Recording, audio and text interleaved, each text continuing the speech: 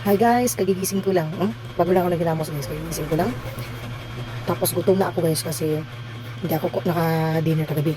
Bago ako mag-breakfast, kakain muna tayo ng dalawang gummies nitong apple cider vinegar, 1000 mg with folic acid and vitamin B12 from Nature's Key. Yan guys, dalawa. Gummies yan guys. Yan gummies. Sa mga hindi marunong minom ng mga tablet dyan at saka capsules, ito ang bagay para sa inyo. Gamis lang siya guys. Turbo lang siya.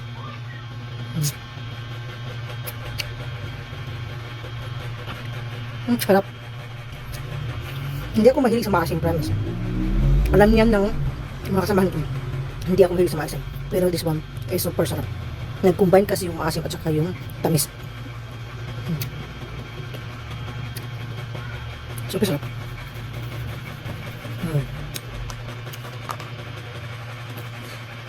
Super sarap na guys. Chew thoroughly daw before swallowing. Mga warnings niya guys is processed in a facility with products that contain egg, fish, shellfish, soy, and tree nuts. Take only as directed, do not exceed the recommended amount. Ibig sabihin, kung dalawa lang, huwag lumampas. Keep out of reach of children. Hindi siya pwede pang bata, pro adult lang talaga siya guys. Do not use it. Inner seal is broken. Perfect. Alam naman natin lahat ng mga tampered, hindi natin kailangan to make sure na our safety, dapat stilyado pa siya. Stilyado pa siya nung dumating. Nakita nyo naman sa mga post ko na ako mismo yung nag-open. Store in a cool and dry place. Yes. Avoid heat and sunlight. Ingredients niya guys is malt, syrup, sugar, pectin, citric acid, sodium citrate, apple flavor, vegetable oil, fruit and vegetable juice. Super sarap niya talaga guys. Perfect sa mga hindi marunong uminom ng nag-swallow ng capsule and tablet.